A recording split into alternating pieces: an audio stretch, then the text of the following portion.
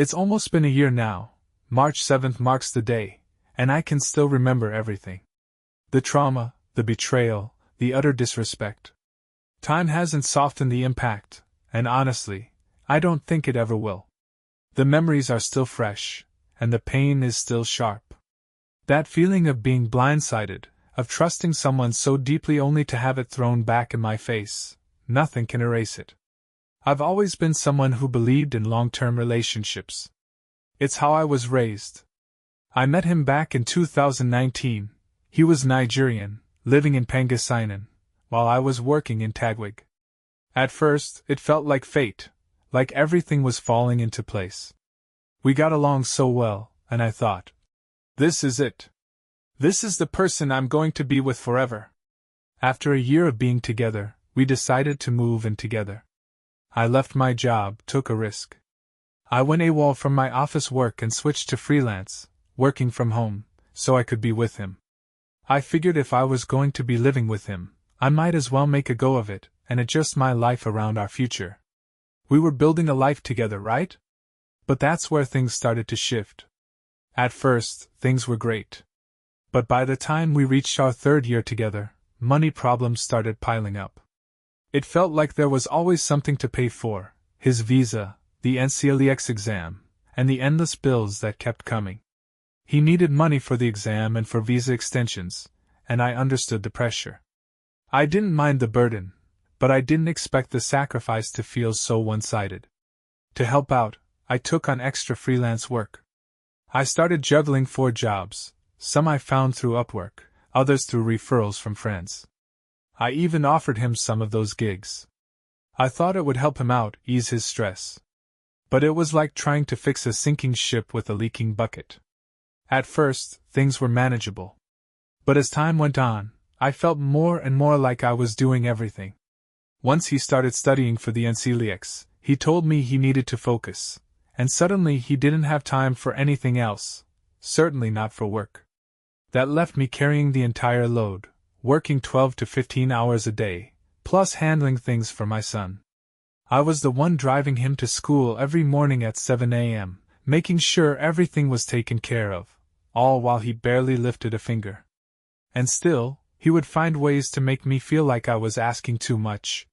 He'd say things like, "You should be asking for help, not expecting it." Like it was my fault for needing him at all. And when I tried to talk to him about it, to get him to understand how much I was doing, he'd turn it around on me. He'd say things like, "It's not my responsibility. Your son isn't even mine."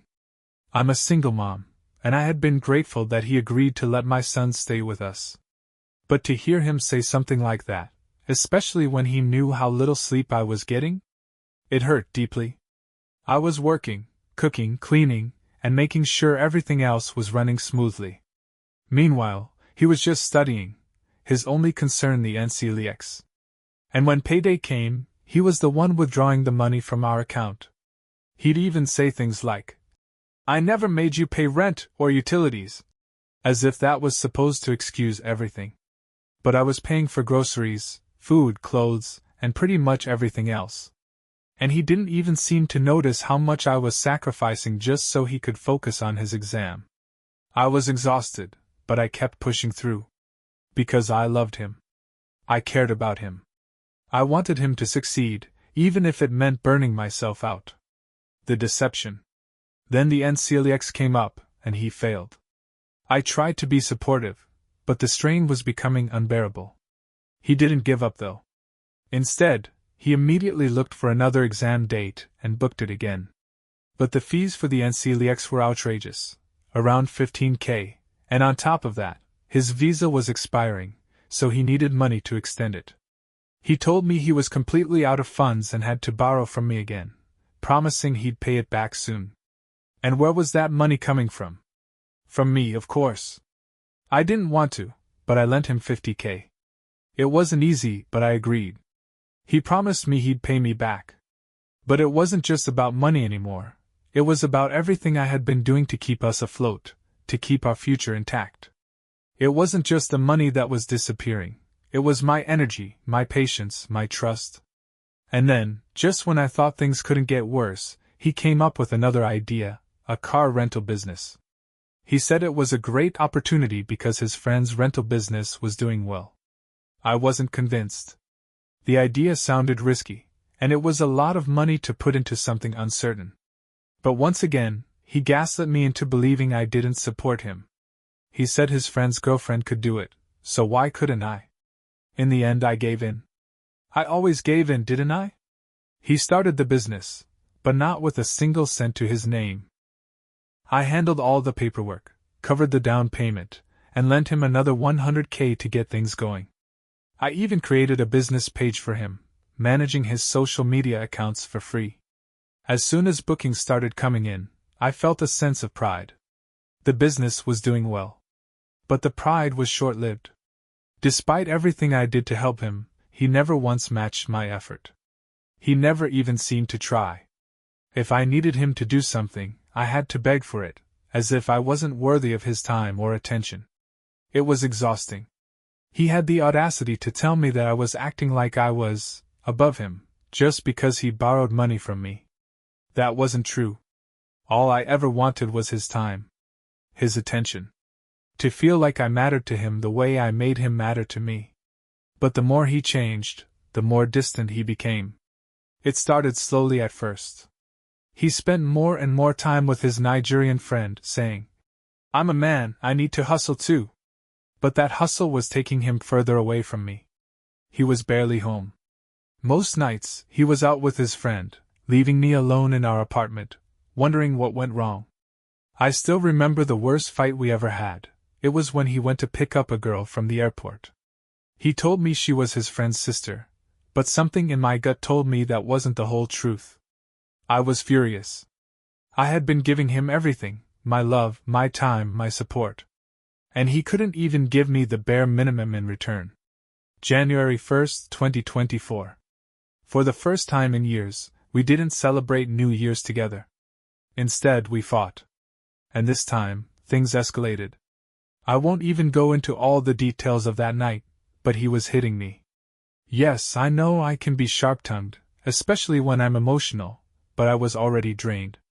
I was exhausted, lonely, and feeling like I was losing myself. I was on medication, struggling to hold it together, and he, a nurse, didn't even seem to care.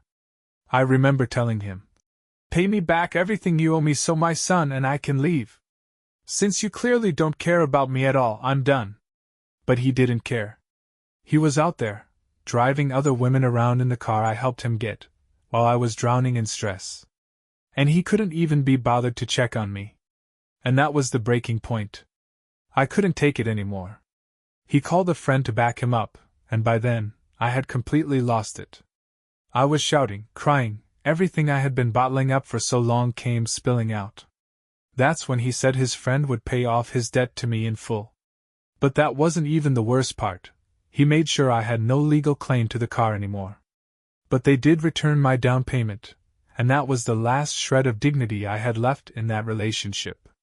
I was done. For real this time. I booked a Transportify, packed up all my things, and left. But somehow, I ended up going back. Because deep down, I felt like I couldn't live without him. I thought I could fix things. But going back was the biggest mistake of my life. We tried to work things out, but he never moved back into our apartment. Time went on, and then, March 7th came around. I was scrolling through Instagram, minding my own business, when I decided to check his profile. It had been a while. I just wanted to see what he was up to. And that's when I noticed something strange. One girl had liked every single one of his posts. And he had liked all of hers too. My gut tightened. I messaged her, and boom, she confirmed everything. They were in a relationship. I was devastated. I had given him so much, and yet he was already with someone else, lying to me every step of the way. That day, I packed up my bags and left for good. He didn't try to reach out. No apologies. No explanations. Just silence. The worst part? She didn't care. She blocked me on everything. But she stayed with him. And in the end, he went as far as filing a police blotter against me.